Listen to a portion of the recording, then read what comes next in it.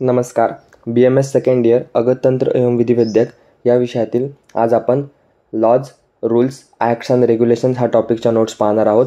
अगततंत्रच्या syllabus कॉपीनुसार हा सगळ्यात शेवटचा टॉपिक आहे. तुम्हाला सिलेबस कॉपीमध्ये दिसून जाईल व या टॉपिकवर तुम्हाला MCQ व SAQ अशा दोन प्रकारचे प्रश्न विचारले जाऊ शकतात. तर पाहूयात एक एक पॉईंट. सुरुवातीला NCISM national commission for Indian system of medicine. It was formed in 2020 by government of India.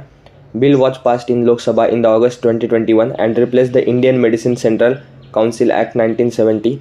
It governs the board of Ayurveda, Unani, Siddha आणि Sovarikpa अशा 4 ब्रांचेस येतात.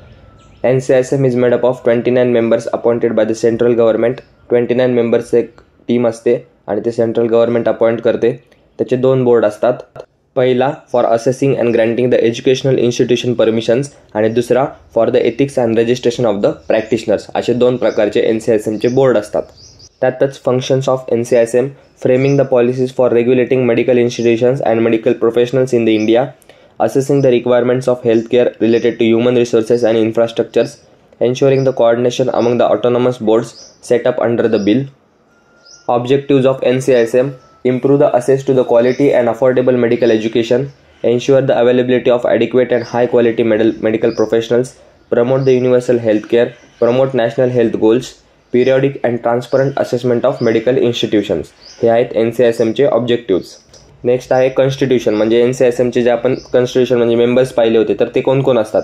तर chairperson, president of board of Ayurveda, president of board of Unani, president of board of Siddha, president of board of Sowa Rigpa, त्यानंतर president of medical assessment आणि advisor or joint secretary. हे त्याचं main constitution आहे.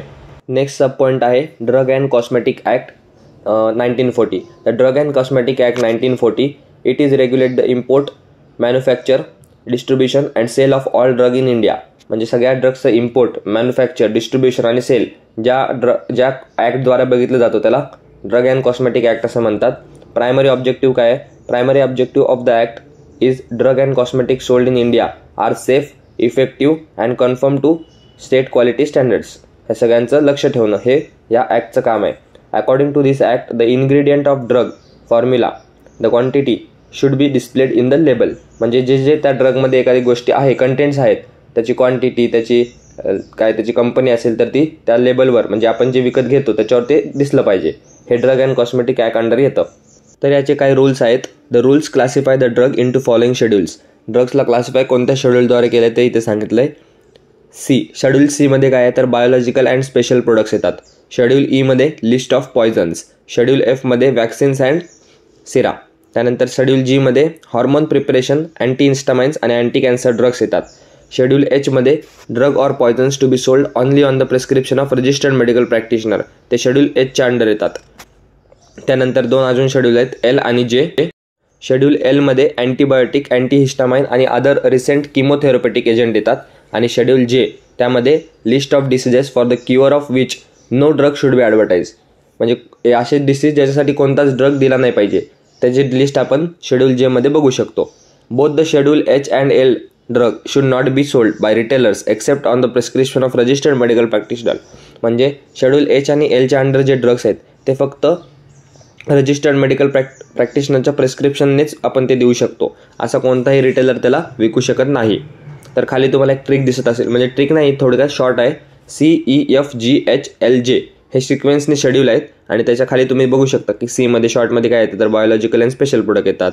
E मध्ये लिस्ट ऑफ पॉयझन, F मध्ये vaccine, G मध्ये hormone productions, त्यानंतर H मध्ये drug sold only by RMP, L मध्ये अँटीबायोटिक्स आणि J मध्ये लिस्ट ऑफ डिसीजेस ज्याच्यासाठी कोणता क्युअर नाही आहे.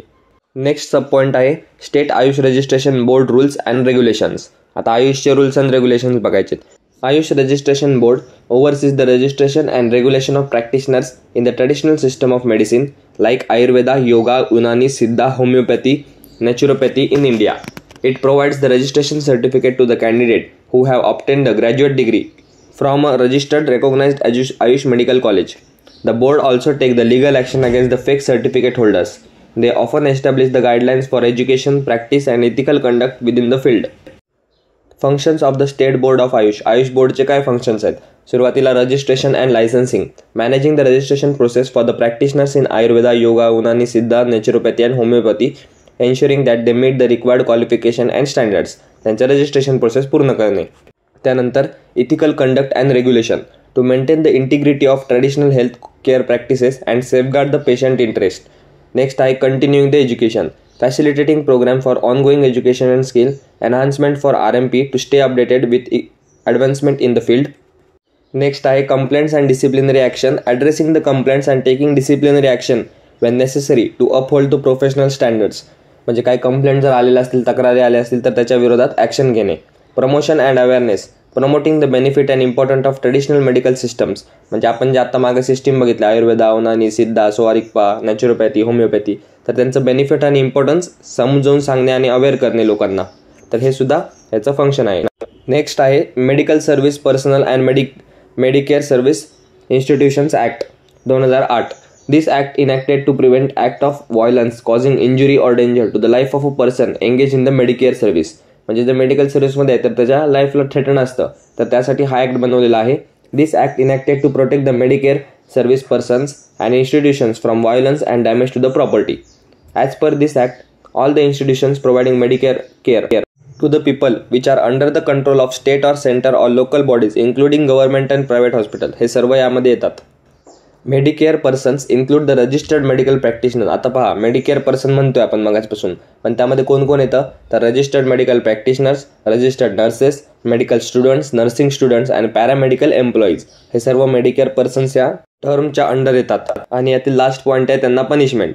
Any offender who is found guilty as per this act is punishable with imprisonment of 3 years and also a fine up to 50,000 or the amount twice the purchase amount. अशा प्रकारे आपल्या अगततंत्र एवं विधिवैद्यक या विषयातील laws, rules, acts and regulations या टॉपिकच्या notes इथेच संपतात. छोटासा पॉईंट आहे, ह्याच्यावर MCQ, त्यामध्ये त्याचं इयर वगैरे विचारलं जाऊ शकतं. त्यानंतर कॉन्स्टिट्यूशन, इयर आणि विचारले जातात. त्यानंतर MCQ व तसंच SAQला सुद्धा एखादा तुम्हाला ॲक्ट विचारला जाऊ शकतो. तर व्यवस्थित स्टडी करा. व्हिडिओ आवडला असल्यास चॅनलला सबस्क्राईब करा, व्हिडिओला लाईक करा. भेटूया एका नवीन व्हिडिओमध्ये नवीन टॉपिकसोबत. धन्यवाद. So guys, subscribe Ayurveda Essence for more such videos. You will get all handwritten notes here.